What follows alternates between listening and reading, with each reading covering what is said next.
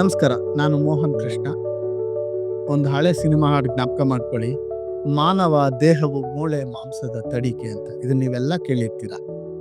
ಊಹೆ ಮಾಡ್ಕೊಳ್ಳಿ, ನಮ್ಮ ದೇಹದಲ್ಲಿ ಮೂಳೆಗಳೇ ಇಲ್ಲ ಅಂದ್ರೆ ಯಾವ ರೀತಿ ಇರ್ತದೆ ಅಂತ. ಈ ಇಲ್ದೇ ಇದ್ರೆ ನಾವು ನಡೆಯಕ್ಕೂ ಆಗಲ್ಲ, ಓಡಾಡಕ್ಕೂ ಆಗಲ್ಲ, ಅನ್ನವೂ ತಿನ್ನಕ್ಕಾಗಲ್ಲ. ಇಂಥ ಮೂಳೆಗಳನ್ನ ಸಂರಕ್ಷಣೆ, ಅದರ ಸಮಸ್ಯೆಗಳು, ಅದರ ಬದಲಾವಣೆಗಳನ್ನ ತಿಳಿಸ್ಕೊಡಕ್ಕೆ ಇವತ್ತು ನಮ್ಮ ಜೊತೆ ಇದ್ದಾರೆ ಡಾಕ್ಟರ್ ವಿನಯರಾಜ್ ಎಂ ಕೆಳಗಡೆ, ಕೋಸಿನ್ ಕೇರ್, ಬೆಂಗಳೂರು. ಬನ್ನಿ ಅವ್ರ ಜೊತೆ ಚರ್ಚೆಗೆ ಮುಂದಾಗಿ.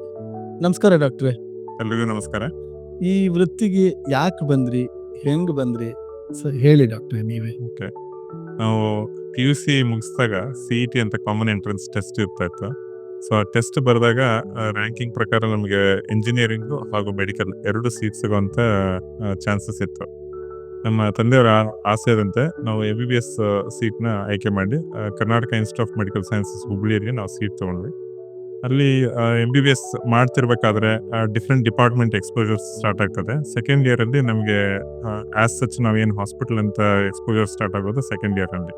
ಸೊ ಅಲ್ಲಿ ನಾವು ವಿವಿಧ ಡಿಪಾರ್ಟ್ಮೆಂಟ್ಸ್ಗೆ ಎಕ್ಸ್ಪೋಜರ್ ಸ್ಟಾರ್ಟ್ ಆದಾಗ ಮೆಡಿಕಲ್ ಡಿಪಾರ್ಟ್ಮೆಂಟ್ಸ್ ಆಗಲಿ, gynaec departments, paediatrics, orthopaedics, general surgery, ಈ ಥರ ಡಿಪಾರ್ಟ್ಮೆಂಟ್ನ ನಾವು ನೋಡೋಕೆ ಸ್ಟಾರ್ಟ್ ಮಾಡಿ ವಿವಿಧ ಕಾಯಿಲೆಗಳು ಅದನ್ನು ಹೇಗೆ ಐಡೆಂಟಿಫೈ ಮಾಡ್ತಾರೆ, ಡಯಾಗ್ನೋಸಿಸ್ ಹೇಗೆ ಮಾಡ್ತಾರೆ, ಟ್ರೀಟ್ಮೆಂಟ್ ಏನು ಮಾಡ್ತಾರೆ, ಟ್ರೀಟ್ಮೆಂಟ್ ಆದಮೇಲೆ ರಿಸಲ್ಟ್ಸ್ ಏನಿರುತ್ತೆ, ಇವೆಲ್ಲ ನೋಡಿದಾಗ ಪ್ರರ್ಟಿಕ್ಯುಲರ್ಲಿ ಒಬ್ಬೊಬ್ಬರಿಗೆ ಒಂದೊಂದು ಡಿಪಾರ್ಟ್ಮೆಂಟ್ನಲ್ಲಿ ಆಸಕ್ತಿ ಹೆಚ್ಚಾಗ್ತದೆ.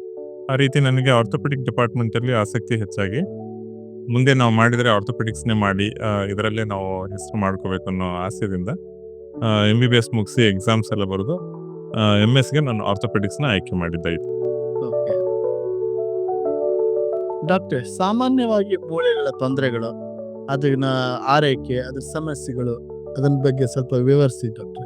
ಸಾಮಾನ್ಯವಾಗಿ ನಾವು ನೋಡುವಂಥದ್ದು ಏನಂತಂದ್ರೆ ಮೂಳೆಗಳು ಮುರಿತವಾಗಿರ್ಬೋದು, ಅಂದರೆ ನಾವು ಫ್ರಾಕ್ಚರ್ಸ್ ಅಂತ ಏನು ಹೇಳ್ತೀವಿ, ಇವೆಲ್ಲ ಬೀಳೋದ್ರಿಂದ ಅಥವಾ ಏಟಾಗೋದ್ರಿಂದ ಆಗುವಂಥ ಸಮಸ್ಯೆಗಳು. ಇದು ಬಿಟ್ಟರೆ ವಯೋಸಹಜವಾಗಿ ಆಗುವಂಥ ಆರ್ಥರೈಟಿಸು, ಆಮೇಲೆ ಇನ್ಫ್ಲಮೇಟರಿ ಕಂಡೀಷನ್ಸ್ ಇರುವಂಥದ್ರಲ್ಲಿ ಜಾಯಿಂಟ್ ಅಫೆಕ್ಷನ್ಸು, ಮೂಮೆಂಟ್ಸ್ ಕಡಿಮೆ ಆಗುವಂಥ ಪರಿಸ್ಥಿತಿಗಳು, ಸ್ಟಿಫ್ನೆಸ್ ಅಂತ ಏನು ಹೇಳ್ತೀವಿ, ಈ ರೀತಿ ಆದಂಥದ್ದು. ಆಮೇಲೆ ಚಿಕ್ಕ ಮಕ್ಕಳಲ್ಲಿ ನಾವು ನೋಡುವಂಥ ಕಾಮನ್ ಪ್ರಾಬ್ಲಮ್ಸ್ ಏನಂದರೆ ಇನ್ಫೆಕ್ಷನ್ಸು ಅಥವಾ ಎಪಿಫೇಶಿಯಲ್ ಆರ್ ಗ್ರೋತ್ ಪ್ಲೇಟ್ ಇಂಜುರೀಸ್ ಅಂತ ಏನು ಹೇಳ್ತೀವಿ, ಇವೆಲ್ಲ ಬೀಳೋದ್ರಿಂದ ಏಳೋದ್ರಿಂದ ಆಗುವಂಥ ಸಮಸ್ಯೆಗಳನ್ನು ನಾವು ನೋಡ್ತಾ ಇರ್ತೀವಿ. ವಯಸ್ಸಾಗಿರುವಂಥದ್ರಲ್ಲಿ ನೋಡಬೇಕು ಅಂತಂದರೆ ಅದರಲ್ಲಿ ಡಿಜನರೇಟಿವ್ ಕಂಡೀಷನ್ಸ್ ಅಥವಾ ವೇರ್ ಅಂಡ್ ಟೇರ್ ಆಗಿ ಆಗುವಂಥ ಸಮಸ್ಯೆಗಳು, ಆರ್ಥರೈಟಿಸ್ಗಳು, ಇವೆಲ್ಲ ನೋಡ್ತೀವಿ.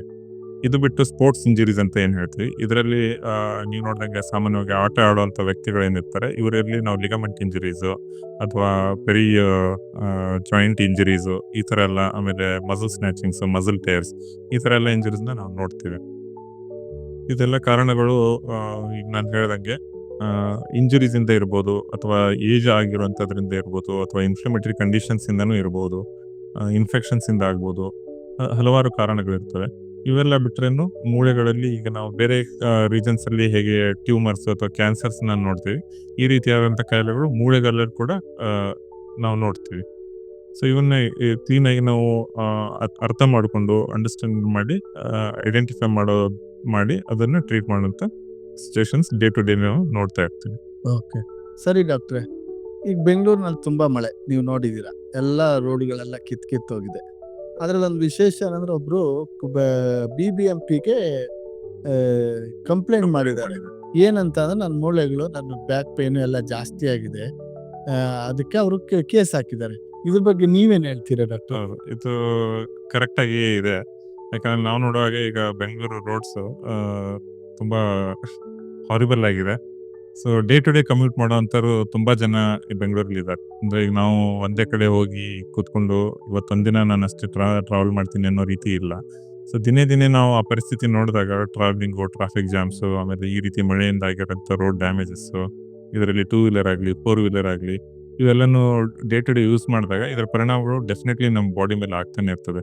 ಈಗ ಫಾರ್ ಎಕ್ಸಾಂಪಲ್ ನಾವು ಎಷ್ಟೊಂದು ಸತಿ ಈಗ 2 ವೀಲರಲ್ಲಿ ಸುಮ್ಮನೆ ಬಿದ್ದು ಬಂದವ್ರಂಥವ್ರು ನಾವು ನೋಡ್ತಾ ಇರ್ತೀವಿ. ಮೂಳೆಗಳು ಏಟಾಗಿರ್ತವೆ, ಫ್ರಾಕ್ಚರ್ಸ್ ಆಗಿರ್ತವೆ, ಟ್ವಿಸ್ಟ್ ಆಗಿರ್ತವೆ, ಅಥವಾ ವಯಸ್ಸಾದವರು ಕಾರಲ್ಲಿ ಓಡಾಡಬೇಕಾದ್ರೂ ಆಗುವಂಥ ವೈಬ್ರೇಷನ್ಸಿಂದ ಡ್ಯಾಮೇಜ್ ಸ್ಪೈನ್ ಮೇಲೆ ತುಂಬ ಅಫೆಕ್ಟ್ ಆಗಿ ಸ್ಪೈನ್ ಇಶ್ಯೂಸನ್ನು ನಾವು ಕಂಡು ಬರ್ತೀವಿ. ಸೊ ಇದು ಅವ್ರು ಮಾಡಿರೋಂಥದ್ದು ಕರೆಕ್ಟಾಗಿದೆ ಅಂತ ನನ್ನ ಅನಿಸಿಕೆ.